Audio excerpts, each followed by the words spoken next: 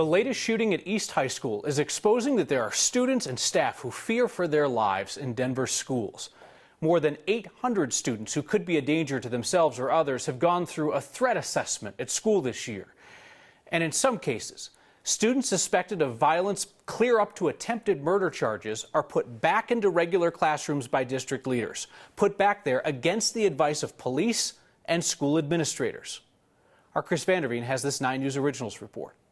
You're nervous, you're anxious, you just want to see your kids' face. And our children shouldn't have to go to school and worry about their safety. I received a text message from my daughter that East was on lockdown. Not long after the texts. Supposedly there's shots fired on the first floor. And not long after the rush. I went and grabbed Carolyn. I said, we need to go now. Like, this isn't a joke anymore. Carolyn and Frank Anello learned their daughter's high school had a policy. Is this particular student actually had a safety plan that was in place? Policy they knew nothing about. They were to be searched at the beginning of the school day every day. Parents aren't being notified that kids are being patted down in their schools? Yeah, here's a major problem. And yet that policy... Are you mad? Yeah, frustrated. ...is one Kurt Dennis has come to know all too well. When I heard of what happened at East and I recognized the similarities to the situation that we're working with here at our school, it really hit a nerve. Why? Because for the last few weeks, the principal at Denver's McAuliffe International School, the city's largest middle school, has helped implement that same pat-down policy for one of its students. I think it's important that people know, and I think it's important that parents know, and that I think it's important for school leaders to speak out and say this isn't okay and it needs to stop. Earlier this year, he received notice that prosecutors had charged a student at his school with, among other things, attempted first-degree murder and illegal discharge of a firearm. Denver police told him, in their professional opinion, the student should not return to a traditional setting. The detective stated very clearly that under no circumstance did she believe that the student should be returning to an in-person learning setting in Denver Public Schools. And yet? And yet we were directed to have the student return to school in person. He did ask for the student to access courses online. Our request that the student be enrolled in an online school was denied. Why? Do you know? I have no idea. I have no idea. He then asked for an expulsion, to which the district said no. The school district told you because this attempted murder took place off school grounds, it doesn't impact his life on school grounds. Correct. And so for weeks, he and his team have done something he admits they're not trained to do: pat down a student day after day after day, hoping not to find a weapon. In a recording, a district safety administrator told him he's hardly the only one to feel frustrated. Unfortunately, we have other students charged with attempted murder and that have come back to their school or tried to. Yes, that is a possibility. I know that this is happening beyond just McAuliffe International School, and that it's happening in other schools in Denver. And so he spoke to us today, putting his professional life at risk. You're aware of that? Yeah. You okay with that? Yeah, it's important. Yep. Carolyn and Frank Anello say they support him. Why? Because their other daughter attends McAuliffe, and they're now aware of that school's policy as well. That's not okay with me. Yeah. And I'm sure it's not okay with many other parents as well. This all leads to a series of questions, most notably if it can happen at McAuliffe, where else is it happening? We know of some, we'd like to know more. And we sent a series of questions to the district. Unfortunately, due to the shooting at East on Wednesday, the district is closed today, and we have yet to receive a response. We will let you know when that changes. Kyle? The people inside DPS know what's going on. They know how this functions, and now it seems like the dam is breaking with some folks saying parents and the public need to know what we understand.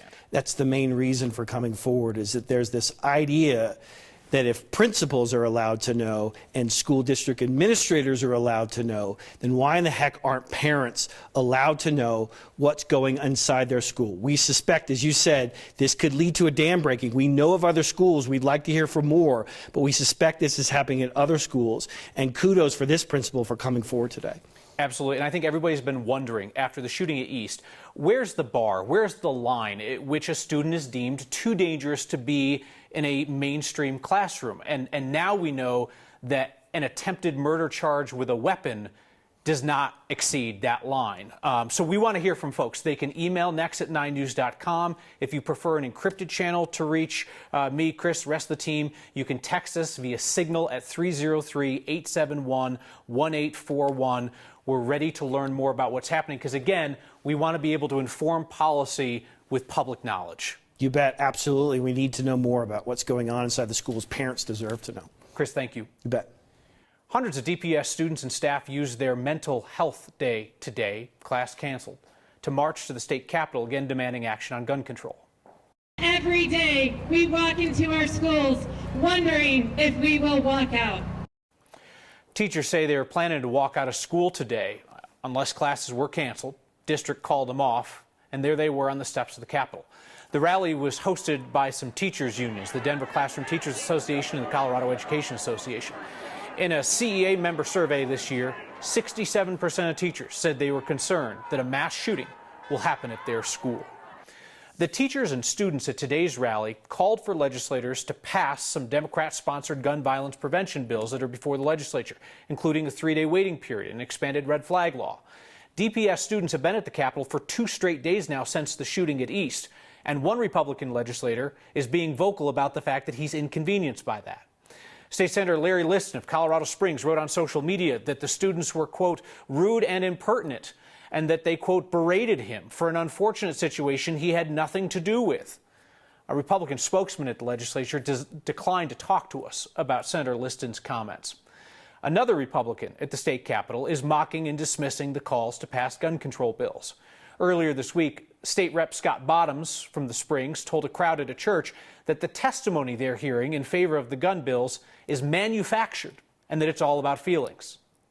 Most of the testimonies, almost all the testimonies for these liberal kind of things are all about feelings. They're not about the Constitution. And they'll say, well, yeah, you've got your side of the argument, which is the Constitution. This lady says she's a representative. She says, you got your side, that's the Constitution, but we've got real live people on our side. And we're like, we don't care. Republicans do not have the votes to stop the gun control proposals. Instead, Rep. Bottoms says he and other Republicans will make Democrats, quote unquote, miserable by filibustering. He said they'd do it tonight, go through the night, as the House talks about proposals to raise the minimum age to purchase a weapon and to remove liability protections from gun manufacturers. So we know that Friday nights can sometimes mean trouble for kids who are at risk of joining gangs or getting caught up in violence. And that's why the nonprofit Street Fraternity offers a safe place for young men in Denver and Aurora to go on Friday nights and any other night. It's a place where for years they have formed bonds, they've worked through problems, and most importantly, they've stayed out of trouble. This week's Word of Thanks microgiving campaign has raised $36,000 and counting to expand Street Fraternity's programs. They focus on the East Colfax corridor, so out past East High School, where they've been working with young men at risk of violence. For a decade now, the adults at Street Frat have been developing the one-on-one bonds and mentor relationships that can save lives. Scan the QR code on your screen or text the word THANKS to 303-871-1491 to join me and a bunch of other Coloradans in donating. At this time where we see what's happening inside schools, outside schools, and we wonder what we as individuals can do about youth violence, this is one small thing that we can do. A booby-trapped house in the suburbs of Douglas County injured a door-to-door salesman this month, and it made headlines across Colorado. Those stories all covered the who, what, where, and why, and when, and now we know the why of it. The woman arrested for the booby traps is a follower of the far-right QAnon conspiracy theory. She believes the Illuminati is out to get her. It's not fun to have the Illuminati come after you. It's not fun to have these people. They're real, they're evil, they're satanic. Tracy Jo Remington believes the QAnon conspiracy theory embraced by former President Donald Trump and some of his followers. The Clinton Foundation Network is the largest child sex trafficking operation in the entire world. Investigators believe she and her partner had the entrances to their home in Highlands Ranch rigged up with tripwires, shotguns, blanks, and pepper spray. Remington has left a years-long trail of online rantings about QAnon and various other conspiracy theories, about everything from donut shops to record companies to the fast food chain McDonald's. McDonald's is connected to the Clintons. They chop up the bodies and put them into the sausage and hamburgers. People are being cannibalized. Look it up. Remington was arrested on suspicion of felony assault, menacing, and perhaps most appropriately, conspiracy. Hillary is going down. You're going down. You child raper, molester, you evil, wicked, satanic witch. Remington is due back in court next month. Her supporters are already raising money for her online, describing her arrest as a civil rights violation. Terrence Carroll has unique perspective on the issue of school violence as a former legislator, a law enforcement officer, and a person of color. We need to change the law. We need to do this. We need to do that. It's what you expect because people are fearful. He warns against rushing questionable policy into place in the name of politics. That and a much-needed dose of your good news. Next.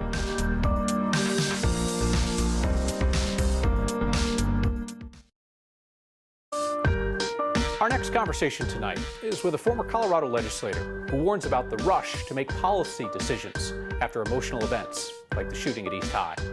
Terrence Carroll was the first African American to serve as Speaker of the House in Colorado, originally elected in 2002. He's also a former police officer. Carroll talked with our Angeline McCall today, saying that quick decisions like DPS bringing back armed police to school might make for good politics in the moment, but could leave districts stuck with bad policy. What would you like to see as an outcome from this tragedy? I mean, I would like for this state and also nationally for us to have a more comprehensive view of what school safety looks like and not get ourselves in the middle of a binary conversation, because once you get there, you preclude a whole range of options. So it's not should cops be in the building or should cops not be in the building. Something that we know has been a reaction to this is now armed officers being in some DPS schools. I know that you talked a little bit about this on Twitter, but what is your concern about that being a reaction just a few days after this happened? Yeah, my number one reaction is that I think we have to avoid, well, I'm not a we anymore, but I think lawmakers have to avoid giving our communities a false sense of hope. That somehow that if we do this thing here, in this case, put law enforcement officers, armed law enforcement officers, back in the classroom, back in the school buildings, that automatically it's going to make a school safe. That's not necessarily true. The research that we've seen on this and that 9 News has done in previous stories shows that it's not necessarily true. What harm can that do when the reaction is maybe too fast? You end up stuck with a law that may not have been very well thought through. All the consequences, the unintended consequences. And granted, you can never know what they all are, even when you take time to go through it. But you're more likely to have consequences that you didn't even think about because you didn't take time to step back and say, whoa, if we do this, this thing over here may happen. In the full 10-minute conversation, Terrence Carroll talks about his personal experiences making policy under pressure as a legislator elected a few years after the Columbine shooting. His full discussion with Angeline McCall is on 9news.com and on the next YouTube channel. Hey, happy Friday. You made it. The weekend is almost here. And once again, another snowstorm coming our way. Just a couple of light little snowflakes firing up across the Eisenhower-Johnson tunnels. Folks moving along smoothly across I-70. Nice change of pace. Up into the metro area, we're just looking at mostly cloudy skies as we await a bit more snow. It's going to be rolling in late tonight into early tomorrow morning. Again, most of the action out to the western slope. All of this, however, cruising off to the east. We'll be looking at that snowfall firing up by about 10, 11 o'clock tonight. As we look at the future forecast, 7, 8 o'clock, maybe a couple of rain showers off to the northeastern plains. 11 p.m., still that heavy snowfall up into the mountains if you're traveling up there late tonight. Keep this in mind. Overnight, this snowfall pushes through across the I-25 corridor, and by about 5, 6 a.m., potentially already to the east of the urban corridor as it tracks off to the northeast by about 1, 2 o'clock in the afternoon. We'll be left with a few high-level clouds throughout the day, and it will be a cool day for us, too. The heaviest snowfall still confined across the northwestern side of the state, the Park, the Elkhead Mountains, the flat tops about 4 to 8 inches coming your way. Here for the metro area, maybe an inch or two on those grassy surfaces, perhaps a bit more on the south side of town. Otherwise, that storm system rolls out, and we'll be awaiting another one moving in on Sunday. Daytime highs tomorrow, upper 30s, low 40s. We're going to keep it cool with another round of snowfall late Sunday night into Monday. And then finally, we warm things up midweek. How about 60 degrees on a Wednesday before another storm arrives Thursday? We're not going to end the week without hearing your good news, whether you're celebrating for yourself or someone else. My good news is that it's Colin's birthday and he's my very best friend. Our favorite Friday tradition rolls on next.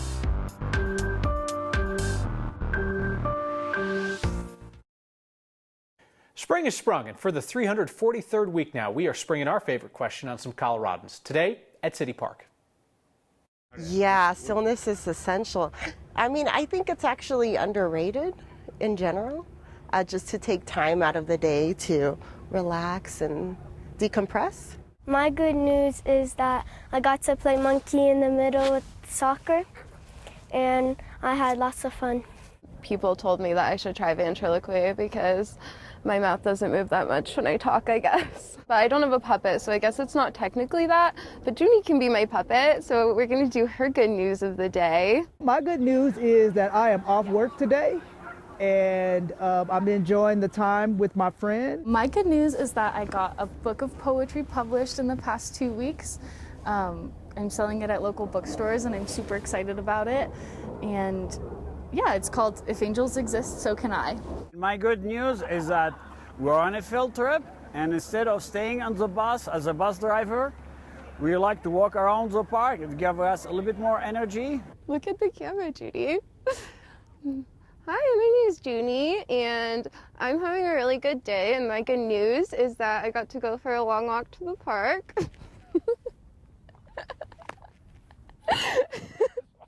My good news is we get to go to the park again, and it's one of my favorites. My good news is that I just got my booth for ThriftCon Denver, and I'm going to be selling a lot of vintage clothing. It's at the National Western Complex on April 23rd. Good news is everywhere. You just have to be present.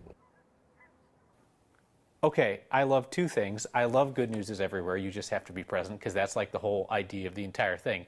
And two, she really can't talk without moving her mouth. That is pretty impressive. That seems like it would be hard to do. Your feedback next. Yes, you can't do that. It's a sign. The Colorado's grocery stores are getting into the wine that they can now legally sell. Because look, healthy drinks, says the sign. I don't know that that's what the science actually says. It might say otherwise, but you know what? Go wild, wine-soaked grocery stores. Go wild. Looks like you're having fun out there. Patrick sent us the sign. You can send us the next sign. Email next@9news.com or use the hashtag HeyNext. Ruby writes in tonight to say if Chris Vanderveen's report on dangerous students being put back in DPS classrooms against the advice of police and school administrators. Ruby writes, great reporting, and thank you to Principal Kurt Dennis for his honesty, for putting his career on the line. Now what can we do? I'll tell you what we're going to do, Ruby. We are going to continue to ask questions about the policies at DPS and other schools, because good policy is defensible policy. So the public should be aware of it, and folks should be okay with it. Holly writes in to say, does McDonald's really use ground up people in their sausage biscuits? I learned so much on Next. Yeah, Holly, I'm pretty sure that bit is just a crazy QAnon conspiracy theory about the people being chopped up and put into the sausage biscuits. But I do have questions about the McRib.